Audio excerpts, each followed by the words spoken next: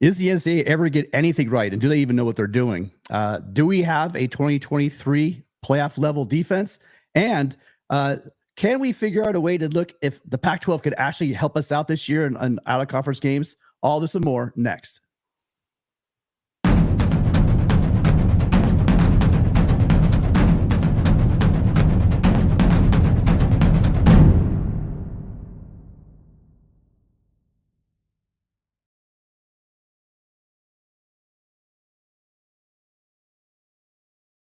Welcome, everyone, to our 20th episode here on Trojan and Conquest Live. Rick and I have been bringing to you every week for 20 straight weeks, trying to bring you the greatest notes and news of the day for the Trojans. Welcome, Trojan family. We know you guys have lots of options. Thank you for being here. Today, we're going to talk a little bit about this mess called the NCAA. We're also going to go into and really take a deep dive on this defense. There's a lot. We've been hearing it. We've been hearing it for a couple of years now. A couple of years ago, it was very, very relatable. Last year, you saw we had the guys there, but we were a bit thin. This year, we've made some changes. Our question is going to be, and it's in the poll right now, what do you think about our defense? Do you guys think that USC can be a top 30 defense, top 40, top 50? Or do you think we'll be somewhere between 50 and 100? I'll tell you one thing, it's going to be better, but how much better? You let us know in the poll. Let us know what you think about the Trojans in 2023. Where do you think they're going to finish at the end of the year as far as total defense? So with that, Rick, again, 20 weeks in a row, how you doing? Doing tremendous, Tim. Man, this is awesome. Thank you so much, everybody, for joining us. Those of you who've been here since beginning of last year when we did the post-game show live with our other co-host, Tony Altamore. And it was you, the fans, that said, we want something in the offseason. So here we are. We delivered. This is episode 20. And if you like what we're doing, please tell your friends, because we're 41 days away, 41 days from the start of college football season. And who's your favorite number one? Drop it down in the comment section.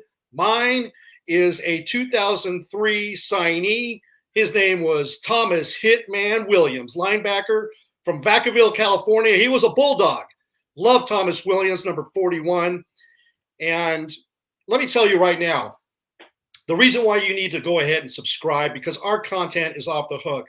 My partner, Tim Prangley Jr., had an awesome show on Thursday, Trojans Hangout. It was the premiere episode. He has been working hard putting this together because he had a vision. And we're all fortunate that Mark Rogers had a vision and gives us the voice to talk about USC here on the Voice of College Football USC channel.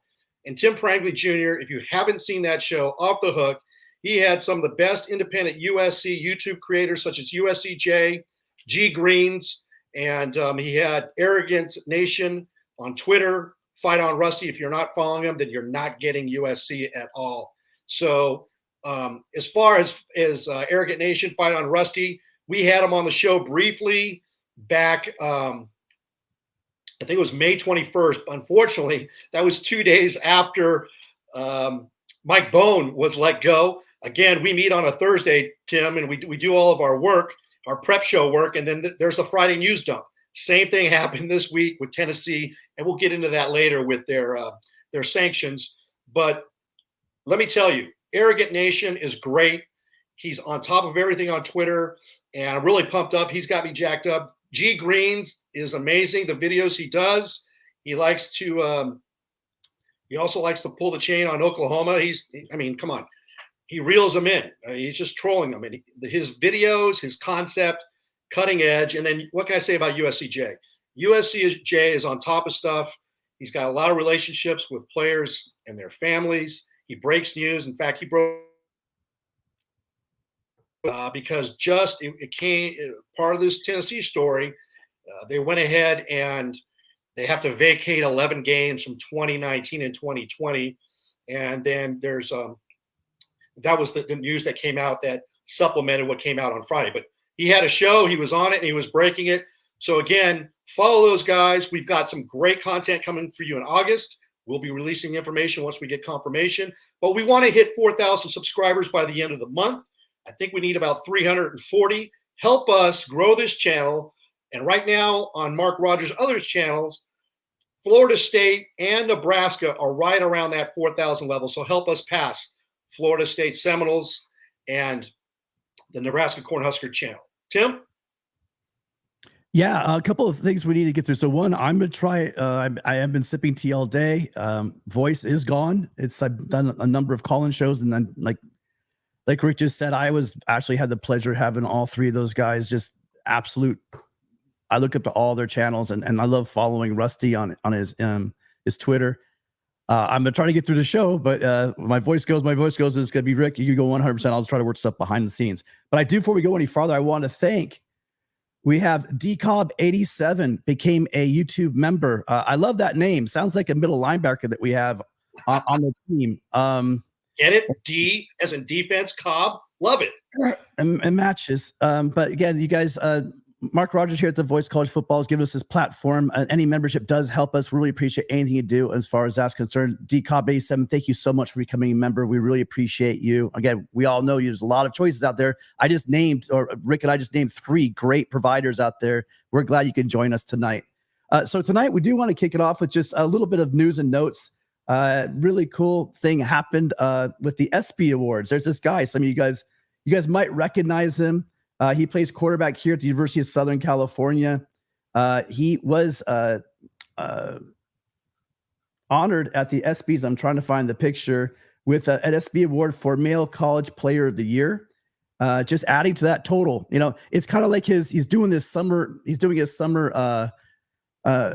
tour right now. We're just going around to Dodger games, throwing out first pitches. And by the way, what I love about this is, do you guys remember when he did a Heisman? Who did he bring with him?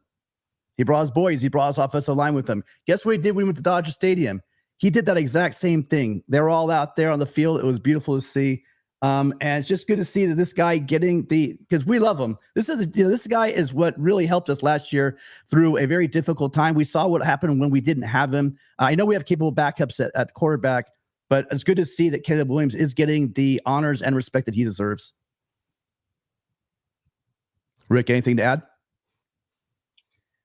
Yeah, no, Caleb is he's one of one, and I'm really looking forward to seeing what he does this year. He was challenged by Lincoln Riley after the spring game. We were there, Tim, and we heard Lincoln Riley's press conference as we were in the press box. It was being broadcast, but he talked about Caleb has got to learn about situational mastery. He knows the routes, he knows the plays, he knows the offense, and he had a good season last year. Now he needs to be great. And that's coming off of winning a Heisman. So what does that tell you? He has challenged Caleb Williams. This is your moment. You want to take USC to the college football playoff because you were at that Heisman ceremony with the 3 other finalists and they were all going to the playoff.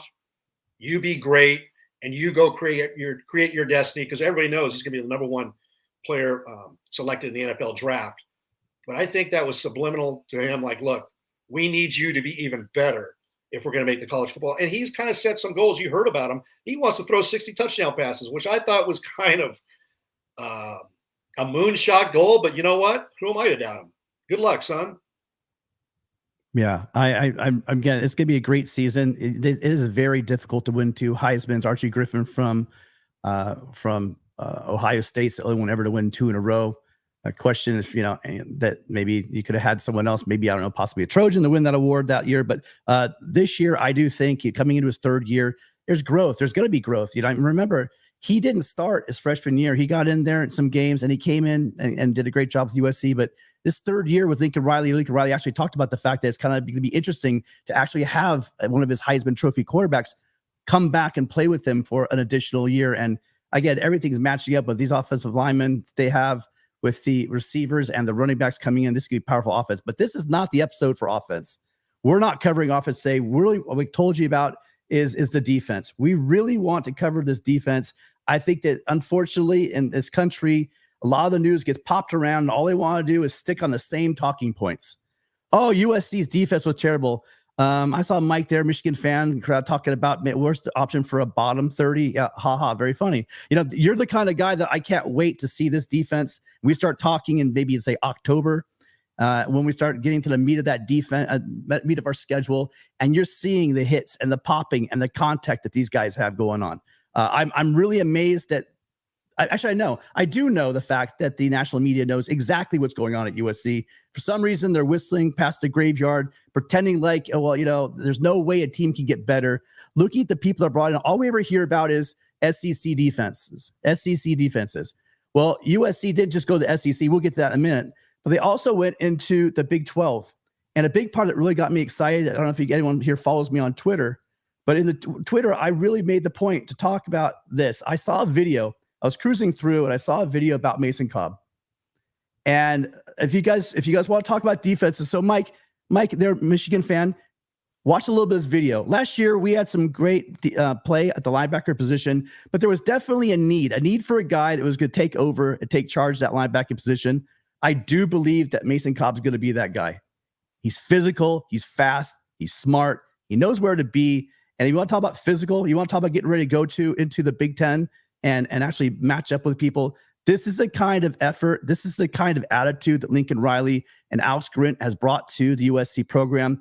I never liked the word soft, especially when it's guys that never picked up a football or even played in the collegiate football. Calling these guys, anyone on any D1 program, soft, I think it's kind of weak. But to sit there and talk about any kind of weakness or softness in this defense now, it's kind of stupid. What do you think, Rick? Well, I love Mike Fort. I'm just very surprised he would make a comment like that, but I get it. He's got some sarcasm to him. But, hey, maybe Mike forgot that, hey, if they didn't give up 51 points in the playoff, they would be playing against Georgia. But maybe it's a good thing they didn't play against Georgia because they probably would have given up 64 points. So if you want to talk about defense, and yes, you play in the Big Ten, you got some soft teams in there that really aren't offensively challenged. You got your numbers, you got your ratings. But the thing is, you gave up 51 and you lost an opportunity to go to the national championship. So I know he's kind of hurting. So I get it. Mike, love you, man. But hey, Mason Cobb, let me tell you, we were there for the spring game, Tim, and we both, our eyes got like that because it was a swing pass to Taj Washington, who's a fast guy. And Mason Cobb went from the center of the field to the sideline. You saw his speed. And I was thinking, boy, this guy's special, man, because he's going to be patrolling the middle. And that's something that we didn't have. And this guy's a G. He's a baller. He's a dog. This guy wants it. And you know what he reminds me of, Tim? This guy reminds me, a lot of people will say, hey, Ed Orgeron and Pete Carroll, back in 2001, when Pete Carroll was hired, that they got the number one recruit, Sean Cody, defensive lineman at Los Altos High School in Hacienda Heights, California. That was huge. But nobody really remembers on January 11th, just a little bit under a month after Pete Carroll was hired, he got a key transfer. And this kid was from Michigan. How about that, Mike Fort? This kid was from Michigan, and his name was Justin Fargas. His name is Justin Fargas. He went to Sherman Oaks, Notre Dame High School here in Southern California in the Valley. And Justin Fargas, they were switching him to safety. And he decided to transfer, but back then you would have to sit out a year. So he didn't play in 2001. He played in 2002. And he's got swag.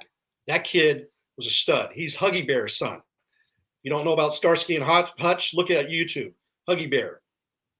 And I remember that. Justin Fargas was a stud. 6'1", 220 pounds. He was the 1997 California 100-meter state champion. Ran a 10.52 or 5'3".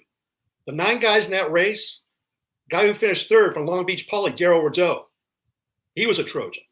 And the guy who finished, Sultan, finished in last was Sultan McCullough out of Muir High School. All 3 of those became teammates at USC. You want to talk about speed? He was a G. Justin Fargas in 2002 created diversity, or they diversified the offense. USC didn't have a running game that first year under Pete Carroll. I love him, Sonny Bird, but he was toting the rock, and so was Charlie Landrigan, and so was Malifo McKenzie. But they brought in Justin Fargas, and this kid wanted to be a Trojan. Okay, he wanted to be a Trojan, and he had the opportunity. And so the thing why I'm bringing this up, this key transfer, is he was the glue. He was able to keep defenses honest, and Carson Palmer elevated his game to be a Heisman Trophy winner in 2003. And so, 2002. So this guy, not a lot of pub, but he wanted to win. and he had one season left, and he knew the power of USC, and he would be on a national stage. And he translated that into rushing for over 700 yards, 7 touchdowns, 4.4 average, and they won the Orange Bowl against Iowa 38-17. And Justin Fargas elevated himself to a 3rd-round draft pick, going number 96 to the Oakland Raiders, and he had a 7-year career. This kid, Mason Cobb, he could have stayed where he's at. He knows about USC. He wanted to be here, and he knows he has the opportunity to be the glue in this defense, to be the dog who's going to connect the D-line. He's going to patrol the middle. He's going to give opportunities to the secondary. He's going to give the defensive coaching staff just a bunch of different looks. He's going to be able to really confuse defenses. And this guy's athleticism, determination, he's going to elevate himself into an NFL draft pick, and he's going to elevate his status. I'm excited to see him. Yeah, I again, what they're bringing. So let's go back to the defense. Let's start talking about who they're bringing in, Rick. Let's do that. Yeah. So let's start up front. And at start up front, like I was trying to say, all we ever hear is about, and it's absurd because there's great defenses in every conference. I really don't know, but let's just go with the national narrative. All we hear is we got to get tougher, we got to get bigger, we got to get stronger. We can't get the guy, we can't get the linemen, we can't get those dogs on the line. And we literally went out and got a dog. We went out and got Bear Alexander, a kid who has, when he got opportunities, a true freshman on an amazing. Basically, let's face it, guys, that defensive line is too deep for the NFL. And this guy was the one stepping. He's the first guy called off the line when injury happened. He popped in the games playing as a true freshman. That's testament to the fact that, one, this guy has a bright future. Because anyone's questioning Kirby Smart, you know that he would try to bring him along. They give him the number 99. That's hit number 2 for you. He comes over. He's got all the size. Men that big are not supposed to move that fast. We know he has the strength, but wait till you guys see how ferocious this dude is. I can't wait to see him. Yeah, I think what the national media doesn't understand, what fans from other teams don't understand, and I get it. They saw what happened to USC at the end of the year. And part of that is because we didn't have anybody in the middle to stop the runs, right? The run fits. We talked about it. Eric Gentry was hurt in the middle of the year, and Shane Lee had a cast on. He was hurt as well. So towards the end of the year, we wore down. Why did we wear down? Well, let me tell you why. And that's where here at the Voice of College Football USC channel, guys like Tim and I, that we're crazy. We love this team. We know about what's going on. We do our research, and we're not homers. I'm just going to give you the straight up facts because that's what Mark Rogers does. He gives you the facts, and you can decide from there. So we both were sitting in that Coliseum in 2021, and USC, it was ridiculous. I mean, Oregon State put 42 on us. I think Utah put 35. Another team put 42. Who was that? Oregon State put 42 on us. We had to come back on homecoming day to beat Arizona. So bottom line, we were the 109th rated defense, yards per play, giving up 6.3 yards per play. When Lincoln Riley took over last year, there were, we did the roster reformation, kids transferred in the portal, et cetera, et cetera. That team, the defense from 2021 had 47 players on that team on defense. When Lincoln Riley got here, he turned over the roster, and there was still 29 of those players on the roster, about 60%.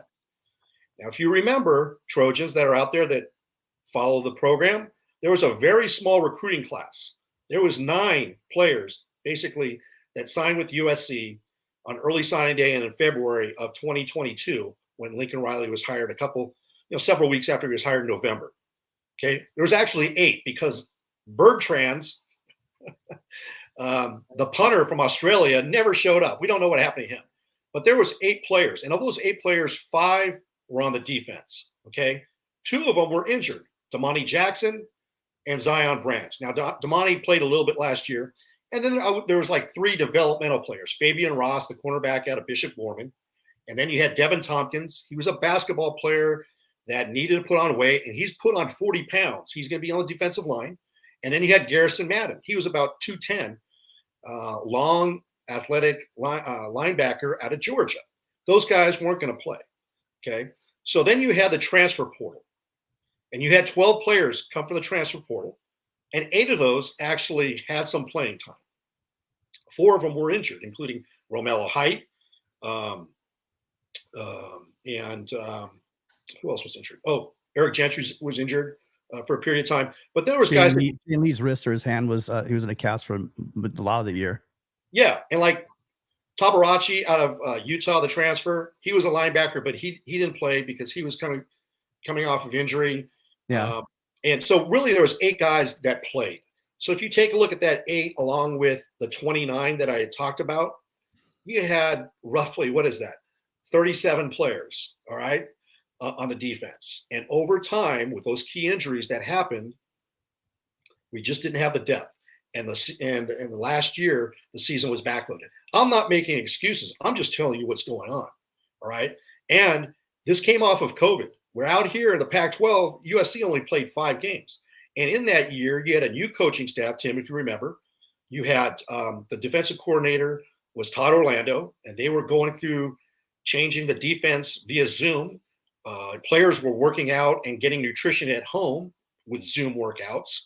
I'm not making excuses. I'm just telling you, and that's why the 21 defense was kind of set up for failure, and Clay Helton was fired. That was all part of it. So that was the defense you're getting, all right? This year, look at the players because there's proof of success at USC. And people know, Tim, that, and when I say people, the national media, coaches, fans, they don't want USC to be good again. They don't, because they know what's coming. They know what's coming. They know what USC is building right now. And I do like to see, I do like to see these comments. Again, this is what I'm going to enjoy. This is the whipping past the graveyard that I'm talking about. Right. I don't know what great university has the privilege of calling this guy one of their fans.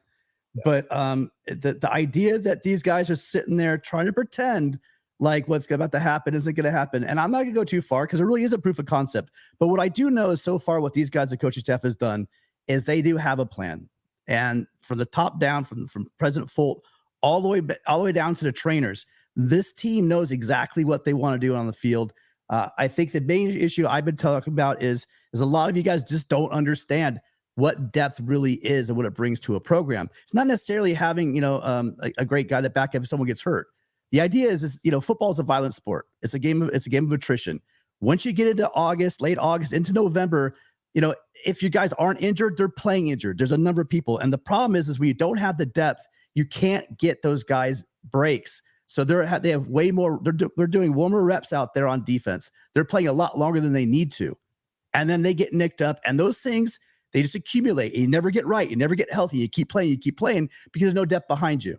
The second part of depth, is fact is you get guys behind you. That's going to push. Look at this Mike linebacker position. I'm all about Mason Cobb, but Rajon Davis is going to be right there pushing him every day. This is a guy that came heavily out of modern day high school. He's a very talented player, incredible guy. He could have transferred anywhere in the country, definitely anywhere in the Pac-12, and started this year. Let's not play games. These are guys that are fighting for competition at USC. This is what made those great Pete Carroll teams great. It's because iron sharpens iron. On the offensive side, practically with the defensive side. Guys behind you pushing you to be the best you can be. This is the kind of depth we're getting. And for so many reasons, you asked me why I think we're going to take off this year. It's because of the depth, because the guys are going to stay healthy, because there's guys that can back them up. They're going to stay healthy, and they're going to work hard, and then to compete, just like Pete Carroll's mantra, compete, compete, compete. They're going to be pushing each other to get their best. They're probably, their best friends probably off the field, but on that field, they're all fighting for game time. They all want game time. And what they can make them better is their buddy next to them is pushing them to be better every single day, those game reps. Someone said, besides the players, what do you think is going to happen? What are you worried about as far as the defense? I am worried about those run fits. I mean, we had trouble. Brought some guys in. There are concepts that these guys have to pick up. We have a lot of new guys coming in. We had a little bit of trouble early in the year picking up Grinch's defense. It seemed like to me, the untrained eye, that's a lot of those gap integrity wasn't that great, and there were some easy breaks there. Maybe it's also in the backside, there were some breakdowns on coverage. But in general, I'm not worried about that. The guys we brought in are quality guys. in the case of Mason Cobb, if you've heard him talk, he's going to be going to media day. This is another thing. You got a veteran player, speaks very well. I'm sure he's a hell of a leader. I don't have access, so I don't know exactly what's going on in those practice fields, but I bet she's a vocal leader with those guys, and everyone's coming together. So why do I think they're going to be a lot more successful? Is quality depth. In a nutshell, is just quality depth.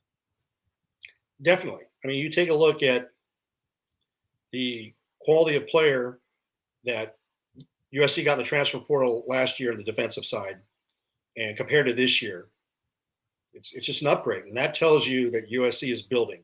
And Lincoln Riley had said last year that, just being truthful, no offense, he's not taking a shot or anything, but this will be the least talented roster he'll have at USC.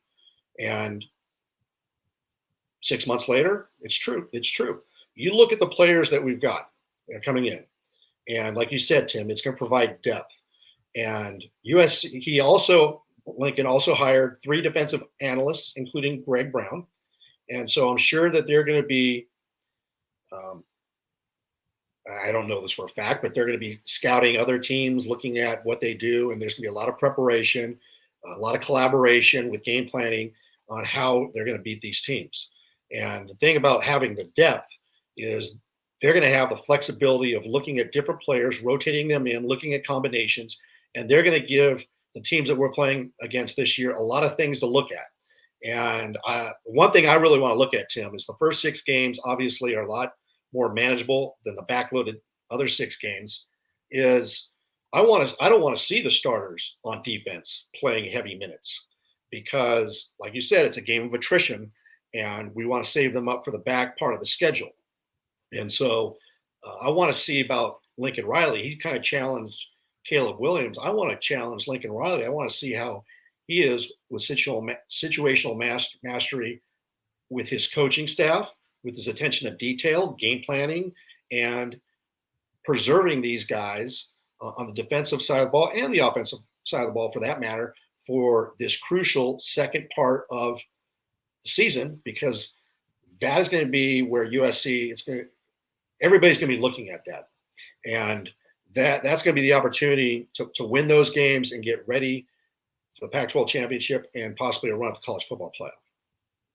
And you guys, we told you guys, we appreciate the fact you're all here. We know you all have choices, and we are very, very grateful that you are here. Just remember, you guys, that we will be starting up as soon as the season starts. We're going to be doing our post-game show. So just keep that in mind when you get ready to program. Once the season starts, we're also going to be following every USC game with our buddy Tony Altamore in order to do a post-game wrap-up of the 3 of us like we did last year. Well, let's bump it back up to the front line, okay? Let's move back. We're doing a lot of talk about the linebacker. Let's move up to the front line. And one thing, I know that Bear Alexander and Anthony Lucas, the 2 big linemen from the SEC, one from Georgia, one from Texas A&M, but the guy that's not really kind of got forgotten about. Now, when we first got him, everyone was gushing and excited about it, and that's Keon Bars. This guy is an absolute beast. Matter of fact, if you caught the Thursday show with Rusty, he talked about the fact that 2 years ago he had a really breakout season, and he didn't want to use the word regress, but he said he kind of came back because his gap assignment went from the B gap to the A gap, and he thinks maybe they might want to move outside. It got a little bit technical. I'm not going to go there with you guys, but what I will tell you is this guy is huge and is getting bigger. I forgot the numbers, but I think he put up 305 29 times. And I just got to tell you guys, he did obviously the reps effortlessly. He's huge inside. One thing that I like is that point of attack. And in years in the past, when we've had good defenses, that nose tackle is able on passing plays to just shove that pocket back, make that quarterback unhappy and feel a little bit jittered and move outside the pocket. And that's when plays break down. Or on run plays, just be that space eater, right, and pull up 2 guys. So you can get those linebackers in there, or you can get the ends, the defensive end or their defensive tackle in there to make some plays. I'm looking forward to what Keon Bars brings to the situation. He came over from Arizona with his buddy at corner, Christian Roland Wallace. But let's stay here real quick. What do you think, Rick? What do you think that the dynamic of having him? And then also, I think it was Rusty, or was it G Green's talking about the fact that you could also see Bear Alexander slipping in there from defensive tackle to nose tackle as well. So up in the middle, I think we're really going to have a lot of excitement there. A big dude, very athletic, pushing the pile around. What do you think? Oh man, I'm salivating. It's going to be incredible because here's what USC was limited to last year. Thule was the guy, and you couldn't And stop you know him. what? Yeah. If I'm going to be limited, I want Tuli Tuipulotu as the guy I'm limited to. But yeah. But what the coaching staff had to do is, and they did, they bounced them around in different looks, different formations, because they had to try to keep the offensive line honest, because they were focusing on that guy. And hey, we're not going to let Thule beat us. Let's let the rest of their D line try to penetrate. And now, what are you going to do? You got Keon Bars, this guy. I mean, he's going to have push up the middle. I mean, just think back in the days, Trojan, with Anton Wood, Cedric Ellis, Mike Patterson. My Big God. Mike. Exactly. So you're going to, I mean, I saw on USCJ's channel. Actually, no, I saw on USCJ channel. And if you have to go, Trojans, there is a gentleman by the name of Marlo Smith. He has a show. I think it's Always Live Talk Sports. Double check, but just go on to USCJ channel. He had him like a week ago. This guy's very knowledgeable about USC, Alabama, and all of college football. But he had some video of Keon Bars working out. He's actually pushing a Jeep Renegade with a driver in it, right? Okay, come on. That is, so I'm thinking, geez, wait till he gets that push on the line, and then he allows stunting, right? You look at Jamel Muhammad is put on weight. That guy's like 6'1", 240. So when you get a push like that, and you got an Anthony Lucas maybe coming off the edge, and you have maybe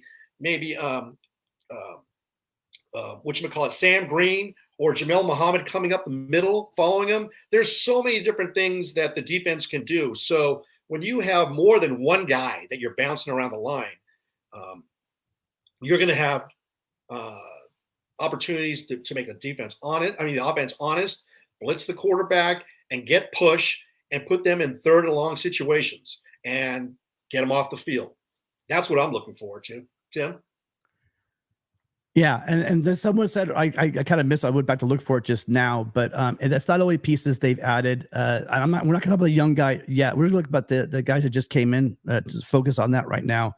But you're going to have a lot of depth, a lot of size, and a lot of experience up there. They're not only bringing guys in, but someone brought up the fact they brought in the Purdue transfer, Jack Sullivan, who's another guy to give us depth along the line. I'm not worried for the first time in a while.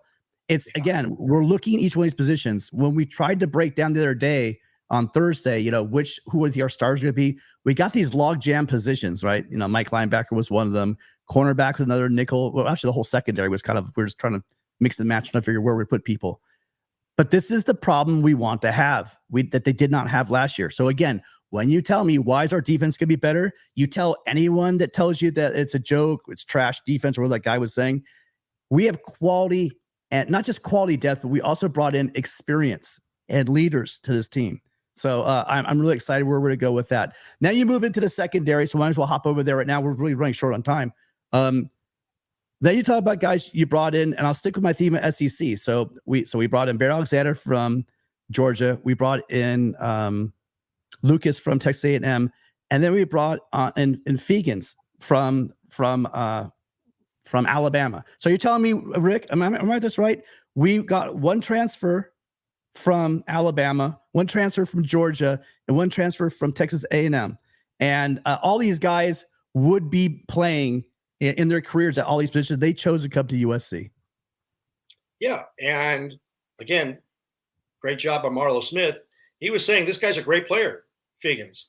Great athleticism. He just can't get out in the field at Alabama. So this is an opportunity for him.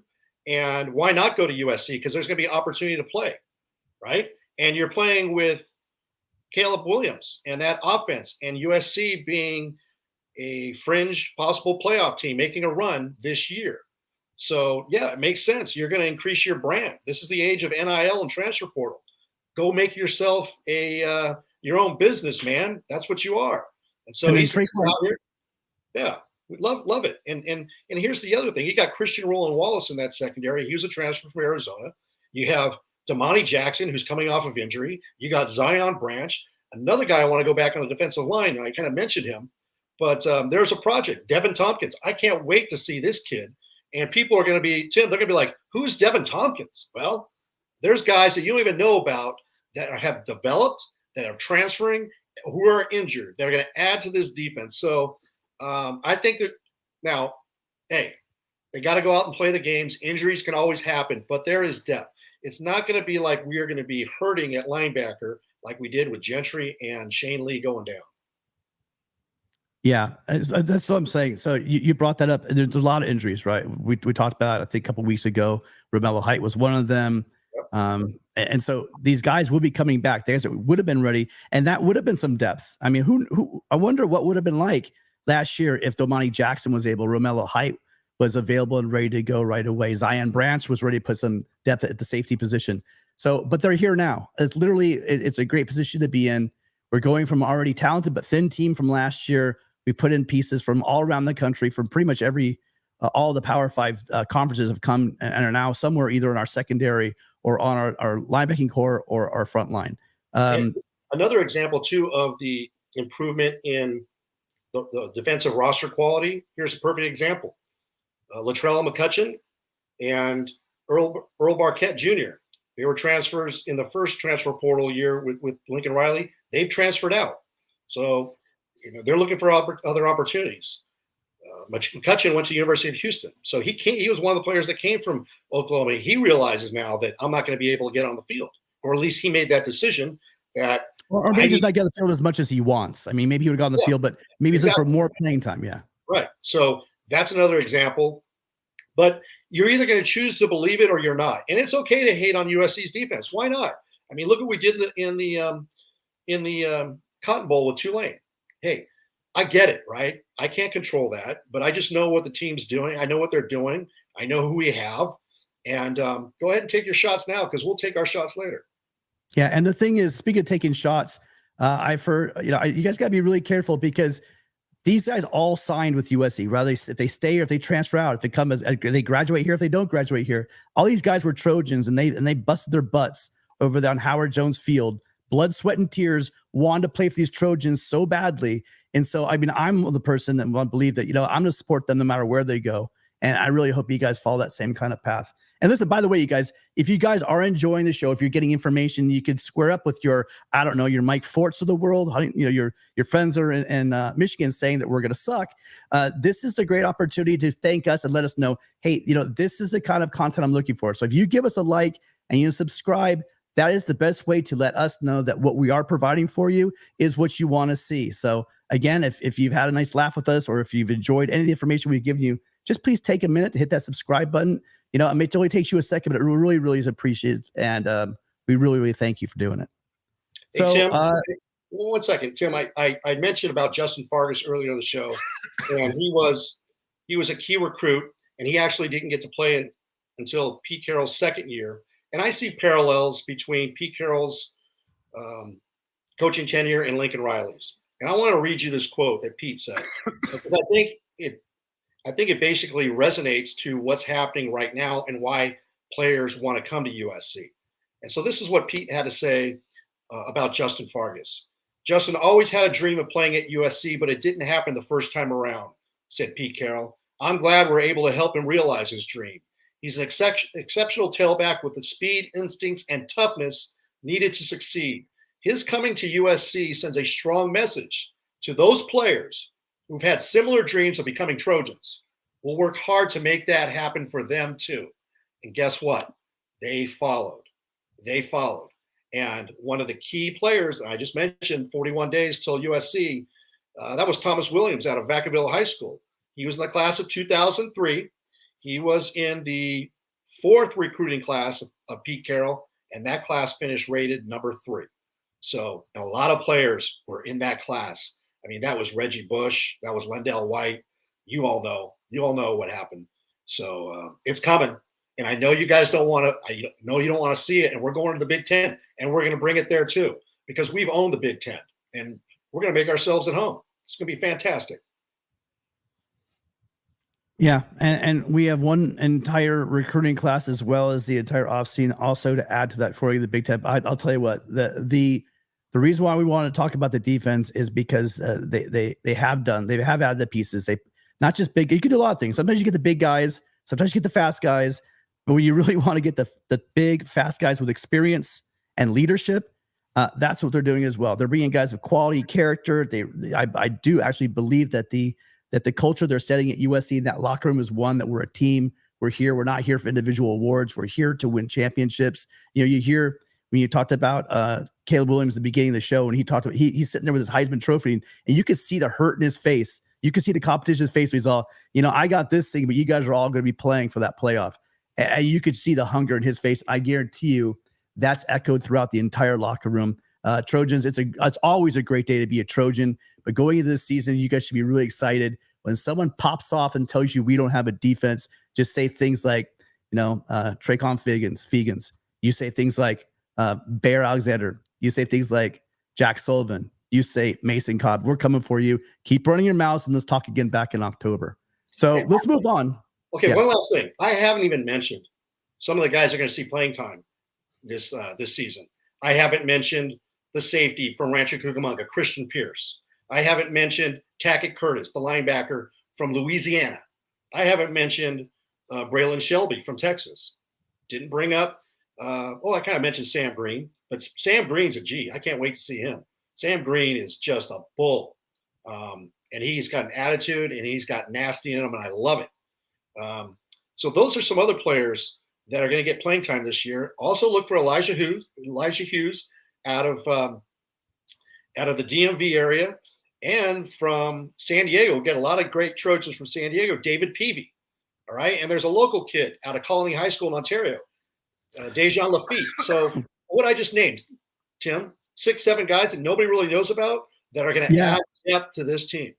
And those are all depth pieces, and then they're all freshmen. But I was just trying to focus in on the guys. Like we all know, I mean, I expect a lot, you know, Corey Foreman to work his way. I'm pulling for him to work his way into the lineup.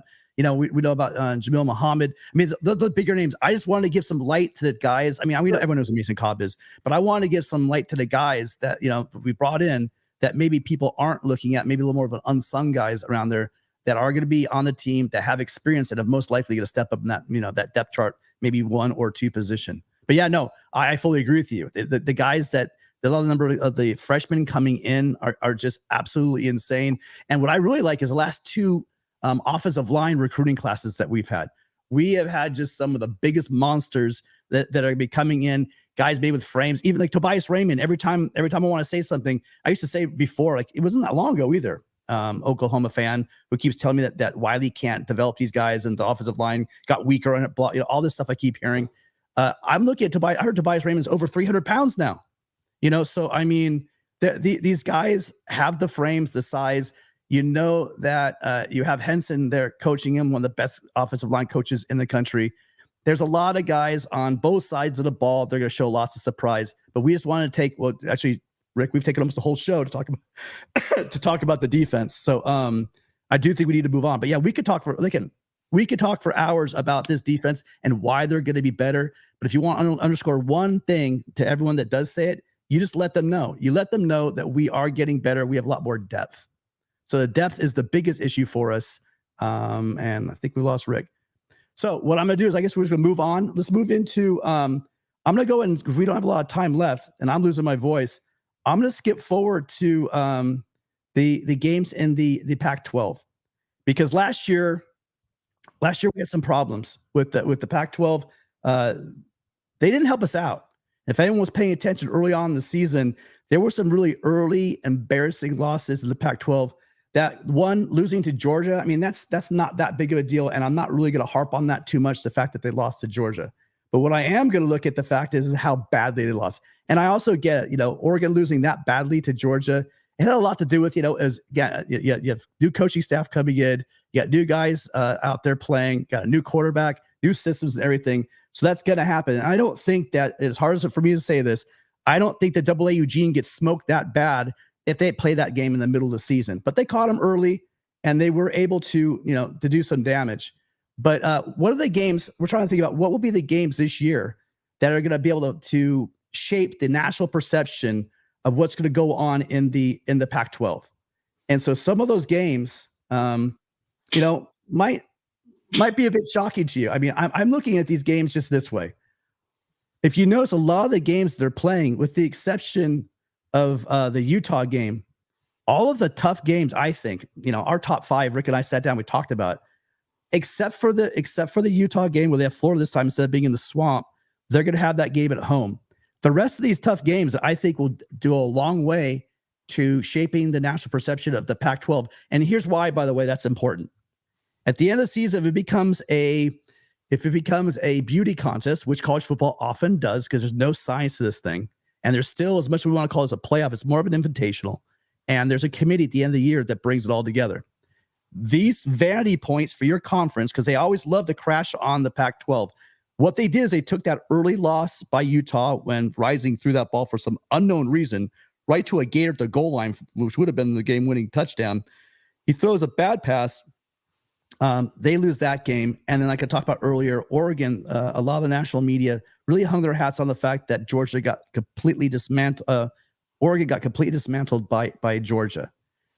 These games are going to go a long way to change that perception, because even at the end of the year, when the Pac-12 had 6 teams in the top 25, and I believe 4 or 5 teams with 10 wins, they were still saying that the Pac-12 was like the 3rd or 4th best of the Power Fives, when they had, second to nobody in the top 25 as far as the top 25 teams in the top 25. This year, Rick, I think we came up with these. What do you think about these games? Which one? We kind of put them in order. So I have basically the biggest game, I think, is going to be that Florida-Utah game. Then at 2, I'm going to have Notre Dame versus USC at Notre Dame. Then the next one's going to be Washington playing in right. I believe that's it. Is that in East Lansing? Yes, it's at Sparty. Okay, and then the Ducks might. I have all the respect for the Ducks. I think they have a great squad this year. You know, I've completely come around on as far as Bo Nix. He turned my complete perception about him around last year, playing great. But you know, a lot of people don't realize that quietly Texas Tech has actually finished the season really strong, and they got something special going on down there. And then the other one we threw in there is Utah. Utah against Baylor, just simply because it's a road game, and Utah is going to be one of the better teams in the conference. So there's some other really interesting games that I left out, but these are the games against really our top 4 teams that are going to go a long way to shaping what the national coverage for the Pac-12 will be the rest of the year. Yeah, you broke it down really well, Tim, and I'm going to start off with this. I'm going to tell you a little story. A couple weeks ago, I went on a golf trip. Any golfers out there? I went to the end of June. I was in Alabama. We were golfing on the Robert Trent Jones Trail. And this particular day, we were in a town called Opelika. We were golfing at Capitol Hill. And just had a regular golf shirt on. And the starter was there. He looked to be about 75 years old, older gentleman. And I have my USC golf club head covers.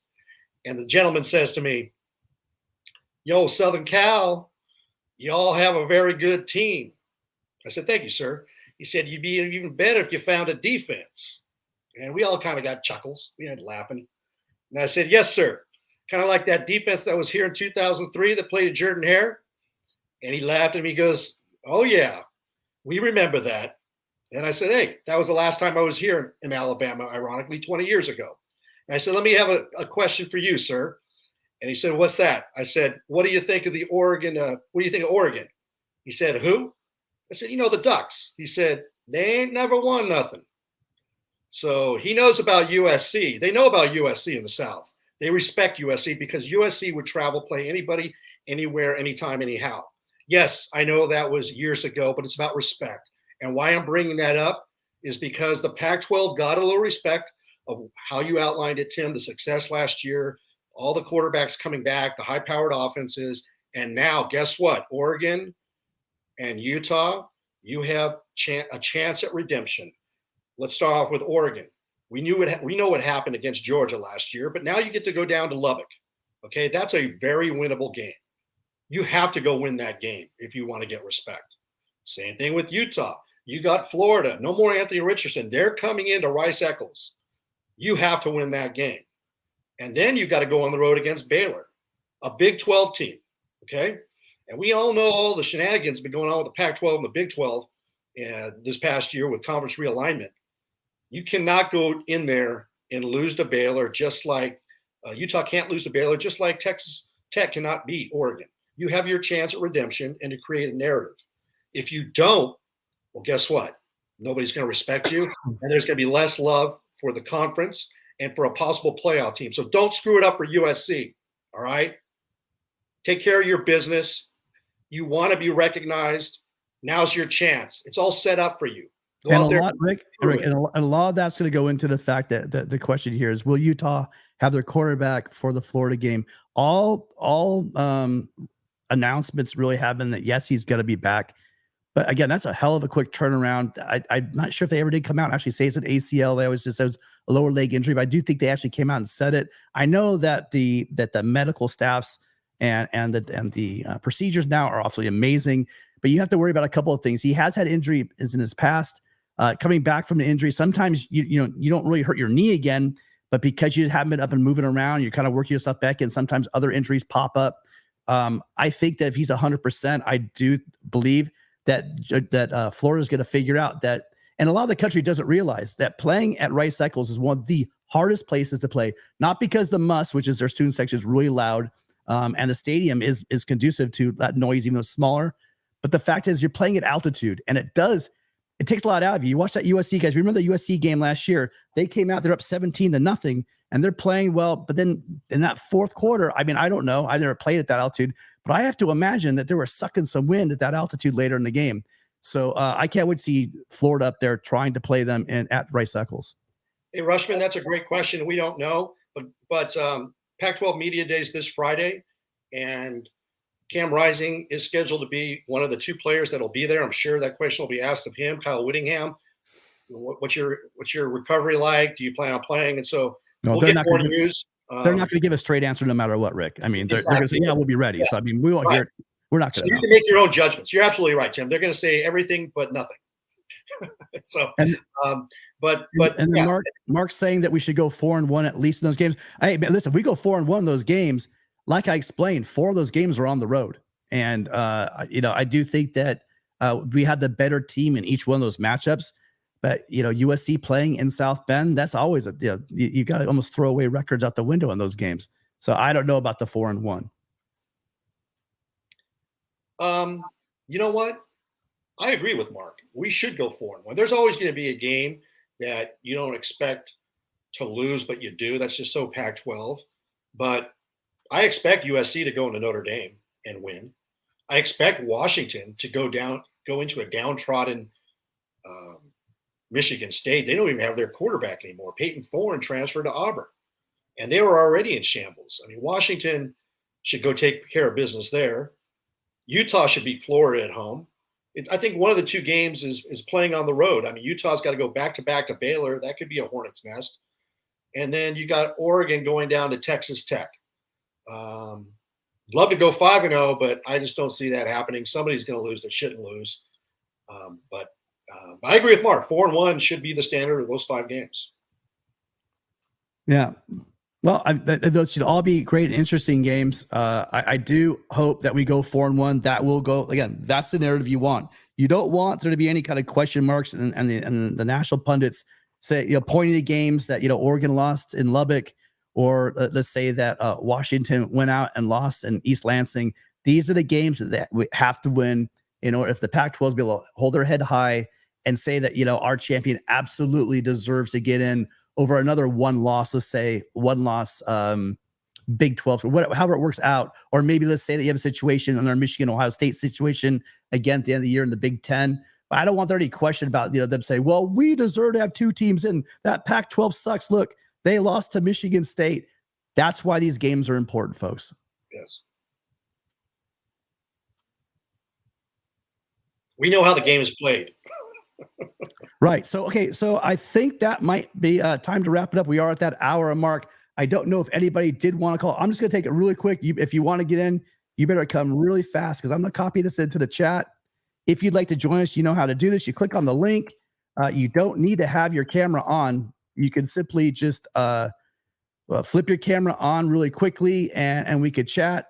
Otherwise, it looks like Rick might have already left early, but we are up against the top of the hour. I know I'm getting out last minute, but if you want to join us, go ahead and pop in now. Otherwise, it's been great talking football. I just wanted to have the opportunity to let everybody know that I'm sick and tired of it. I definitely want to have this whole, can Alex Grinch have a defense put to bed? I think that this is his opportunity to show it. He's done an amazing job along with his recruiters. Dante Williams doesn't get enough credit. He's out there recruiting his mind off. Sean Nua, one of the best defensive line coaches in the country, out there recruiting. Odom pulling his guys in. We have to give credit where the credit is due for these players and their coaches. I'm hoping that they have a great opportunity. We're not going to get any credit early because, again, we're supposed to win all those early games. But if we show up early on in the season on the teams we're supposed to beat, play them, we're supposed to play them, get our starters out and get some of these quality backups, some game time experience, it's going to pay dividends down the road. And again, we'll reduce the chance of having those injuries going into November like we had last year. Rick, did you want to jump into the NCAA thing, or should we save that? Or do you want to hit it really fast? We can hit it real fast if you want. We're not getting calls anyway. Yeah, real fast. I'm sorry about the connectivity issues. Hopefully you can hear me. Yeah, you're good. Okay, good. So everybody heard about Tennessee and what happened on Friday. And let me know what you think in the chat about the penalties that came down. I find this a little bit peculiar if you do the research on this, because don't look at it from a football standpoint. I want you to look at this from a business standpoint. If you're just looking from a pure business standpoint, let me explain why. Going back to 2020, it was Jeremy Pruitt's beginning his third year. This was COVID. The season started later. I think Tennessee's first game was September 26th. Okay, he had gone 3-7 and 8-5 in his first 2 years, and they were 12-11. I want to say 3-5 and 13-12, 12-11. They were basically a 500 team. Okay, and if you look back at Tennessee, they've been a 500 team for the last 20 years. So I just thought it was kind of funny that they were tipped off and they did an internal investigation about some improprieties going on at Tennessee. He was signed to a contract extension on 9/24 of 2020. Okay. And he was given an extra 6 years. So his contract was a little over $12 million. And there's crazy boosters at Tennessee, right? The main one is Jimmy Haslam. He's the owner of the Cleveland Browns, right? And we've seen that fan base, what they did with Lane Kiffin, and they named a sewage treatment plant. They burned couches. We saw them take the field goal and dump it into the river. I mean, there's a lot of passion there, right? I think psychotic comes to mind, but yeah, you can call it passion if you want. And not all of these boosters agree. Let me ask you, why would somebody from Alabama, Georgia, or another successful SEC school report cheating to a team that hasn't been able to get out of their way in 20 years? I think somebody at 10, this is my opinion, I don't know, but I'm looking at it from a business standpoint. Okay. If you go ahead and say, look, there's cheating going on, we know this, you go to the NCAA and you give them a tip, and then you cooperate because you want to get him fired. And if you get him fired, you don't have to pay the $12.6 million buyout, all right, because he had a show cause order, right? So you're going to take whatever penalty is going to come. But if you fire him and he's fired for cause, you don't pay that buyout. So they go through the process, they hire a new coach, and they go ahead and penalize themselves. They dock themselves, I believe, 12 scholarships over the first 2 years. All right. So the penalties come out. They're announced. No bowl ban. And part of it is because they were cooperating. Tennessee was cooperating. So, and you heard J.D. Piquel say, well, that's great because, these players had nothing to do with it and they shouldn't be banned for a bowl. BS. Well, you know what? They didn't have that thinking back in 2010. They didn't have that thinking back in 2012 with Penn State because they gave back their bowl eligibility because they were cooperating with the integrity commission, the integrity report that they had to, follow. So take a look at what happened. They had a vacate wins, big deal, Tennessee did. And they had an $8 million fine, all right? And then they have a total of 28 scholarships, which, I'm sorry, they've already self-imposed 12 scholarships, so they have a balance of 16 scholarships over the next 4 years. So basically, they're going to get docked 4 scholarships a year for 4 years. They get to go to a bowl, all right? And there was over 200 infractions. You had prospective players getting cash, their families getting cash, coaches getting cash. They were going to, they weren't supposed, this was during COVID, they weren't supposed to be going on campus, but they were meeting off of campus. So this was not somebody from the SEC reporting it. This was a straight business deal because they wanted this guy fired. Now look at the coach they have, Josh Heupel, and they only have to pay $8 million, not a $12.6 million buyout. They just rigged the system. The SEC, where it just means more, it costs more, but you can make more. That's what it's about here. That's what you're getting from LBC on that one. Let me know what you think in the comments section. Am I off base? But let me tell you, they play chess when everybody else is playing checkers. Good day. Yeah, well, just to add to that, so here's my take on the whole situation. I don't really want kids that weren't involved. I was kind of pissed off the way that how the sanctions came down, and it affected a lot of kids. Just put it this way, there were 30 kids that wanted to be Trojans, probably grew up in high school that never became Trojans because the NCAA decided that they're going to dock them 30 scholarships. And let's go back farther. For you guys out there, I've heard it thrown a lot around. You guys don't understand actually what happened. I'm not going to relitigate the case, but Reggie Bush's family never got a house. The parents lived rent free. Reggie Bush, USC never bought them a car or a house. Had nothing to do with USC. It was a guy who knew Reggie's stepdad, and there was a lot of crazy stuff going on. And it was not to induce Reggie to come to USC like the bags were handed out at Tennessee, like the cars that are bought for kids that want to go to the Southwestern Conference or the SEC, et cetera. We're not going to play that game. And I'm not going to say two wrongs don't make a right. Here's what I'm saying. It's not wrong. These stupid rules are wrong. These rules were made by guys in country clubs smoking cigars, sipping scotch after a round of golf, telling these kids whose families could actually use a little bit of money, kids that don't have, back in the day, didn't have year-round training tables, that were starving. And they're saying, don't worry about it. Number 5, we're going to make millions of dollars off of your name, image, and likeness. Number 5 jerseys are going to sell through the roof, but you can't have any money because you know what? That's what we say. But the highest court in our land said, that's illegal. You can't do that. And so for all of you guys out there telling me that, oh, well, it was the rule back then, they broke the rule. The rule was broken back then. It's illegal now, and it was illegal then. Somebody has the right to their own name, image, and likeness. That should never have been a rule.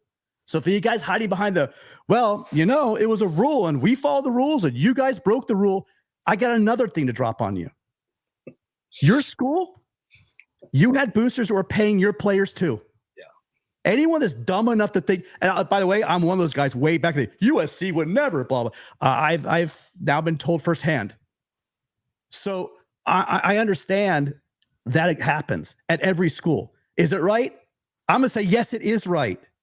These kids and their families should be able to make money because I don't show up to watch the athletic director run around the field. I'm not here to watch Charlie Baker run around the field. I'm here to watch insanely gifted athletes, God-given talent every Saturday, and these kids should not be scraping by. So when you say it was a rule back then, I'll say it again. It was a stupid rule, an unfair rule, an illegal rule. So give Reggie his freaking trophy back because I'm tired of hearing this stuff. Give those kids that busted their butt at USC all those years, all their victories back. And my God, we watched that Orange Bowl. Give them their national champion. Stop hiding behind the fact that you say Reggie Bush, his stepfather, got it. Because I do believe, I don't have any proof. And by the way, just FYI, the whole case was linked to a guy's word. Go actually take the time to read what the NCAA found in that case. A lot of it's just complete. They made a lot of it up. And they believed a convicted felon's word. They hung the whole case on a convicted felon. And they had to pay out Todd McNair, ruining his career, the prime of his life as a running back coach. He got his name dragged through the mud over something he had nothing to do with. And they had to pay him $8 million in court because the NCAA knew they screwed. So they paid him to get him quiet because they know what they did. So the next one of you fans that tell me, well, they knew the rules, they broke them. I'm going to say to you, the rule is illegal and it's BS and it should never have been real. So please come at me in my DMs. Tell me how I'm wrong. Leave us a message in the comments. Tell me explain to me why these families should not have been making money for years off of their talent. And that's really my point, Rick. Beautiful points, Tim. Absolutely 100% truth. And you know what? Call us homers. I love you, Go right haters. ahead. I I love love these you, kids. I love haters. the Let me schools. erase Go the hate ahead. because you know what? Yeah, that is the most asinine comment. Oh, those were the rules. Everybody knew it. Well, let me tell you somebody who said those rules are BS. Okay, let me read you something. Let me educate you. Okay, back on June 21st of 2021, this is just a little over 2 years. Justice Kavanaugh, U.S. Supreme Court. This is what he said after they ruled 9-0 against the NCAA on the Alston case. Quote, nowhere else in America can businesses get away with agreeing not to pay their workers a fair market rate. And where ordinary principles of antitrust law, which I am saying right now, these are my words, that's what the NCAA loves to hide behind. Continuing, it is not evident why college sports should be any different. The NCAA is not above the law. So there you go. They've been running a sham organization, a sweatshop. Might as well be making some type of shoes in China, but that's what the NCAA has been doing for over 100 years. All right. So if the NCAA, if they can get ruled 9-0 by the Supreme Court, guess what? Those rules were bogus. 10 days after that, what did the NCAA do? They put out a press release giving 3 rules to the NIL. They passed NIL on 7/1 of 2021. And we've heard hide nor hair of the NCAA. They just gave up for 2 years because you know what? Justice Kavanaugh said, game over. Your game's been bogus. You're done. And that's why it was a rule. It was a wrong, bogus rule. And that's why they've been toothless when it came to Miami. That's why they're toothless right now to Tennessee, because they know they can't fight this thing because they actually go to court. It's been proven now, the fact that these rules. And now here's what I am going to say. Here's what I'm going to say. Handing kids money to come to your school and bags and stuff. That, I mean, now we're talking extremes. When we're talking about Reggie Bush, he was literally being paid to leave the school. And you know what? It was truly NIL. His dad allegedly struck a deal with a marketing agent, by the way, who had nothing, was not alum, did not like USC football, had nothing to do with USC football, but he just wanted to get Reggie Bush to make some money. That's literally what it was. So even actually, I take it back. If you had the money, I'm glad these kids get money. It's about time these kids get money because everyone else would get filthy rich off of it, except for these families, except for these kids. So that's just my point. I'm just going to leave it. I'm actually getting a little pissed off. So, and by the way, before I get off my soapbox, it was absolutely a takedown what they did to USC. Look who was on that committee. Why Missy Conboy, who basically worked at Notre Dame, she was on there. How she did not recuse herself. And to this day, I want to know at USC, someone could please tell me, why didn't they force her to recuse herself when she's clearly has every incentive to screw USC? I would love to know why she was still on that committee. And Paul D, again, he was the AD at Miami with all his Devin Shapiro stuff. So don't talk to me about knew or should have known when you're the AD, when there are hookers and cocaine going on a boat for these guys coming on the recruiting trips. Well, maybe, Paul, you should have known.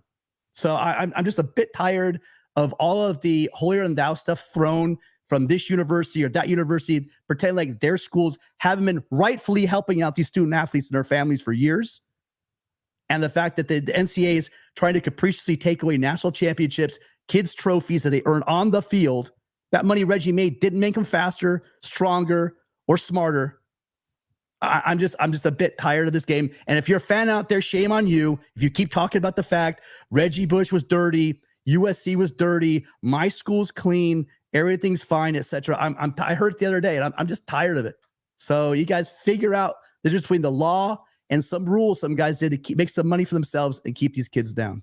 You know what, Tim? This sounds like a future show that we can educate these people. But you brought up Paul D.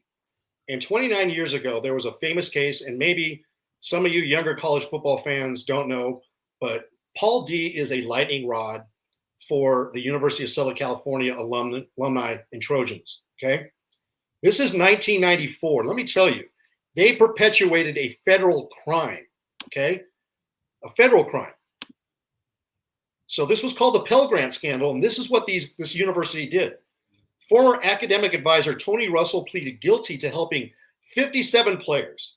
Okay, we're talking Reggie Bush is one, if you want to compare it. 57 players and more than 23 other scholarship athletes falsify applications for Pell Grants. They're basically swindling the government, the federal government.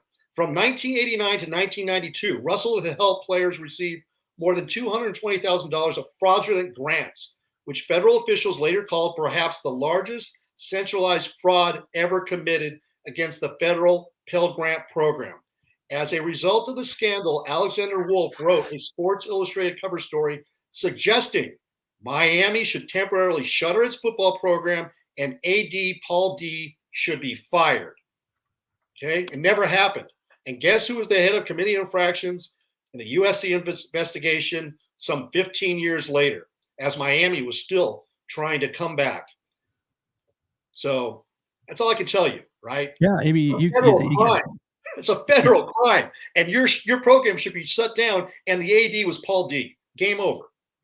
You know, and you guys, and you're right out there. If you're all angry and stewing, you know, if you're out there somewhere and you're mad because you want USC to be taken down and you want to forget about all those beatings that your school took, I just want to tell you a couple of things. One, even if you don't agree with me, let's just say you can't get my point about these kids have been screwed over for years and their families have not been able to have what is rightfully theirs for decades and decades. Let's say you don't take that point. But once you guys go back to your Bible study and once you listen about, that he is without sin, cast the first stone. So if you think it's a sin, here's my question. How many Heisman trophies would be out there right now if they weren't receiving help? Right. And again, in my book, rightfully so for all the things they've done. Cam Newton, I mean, I don't know how this stuff happens.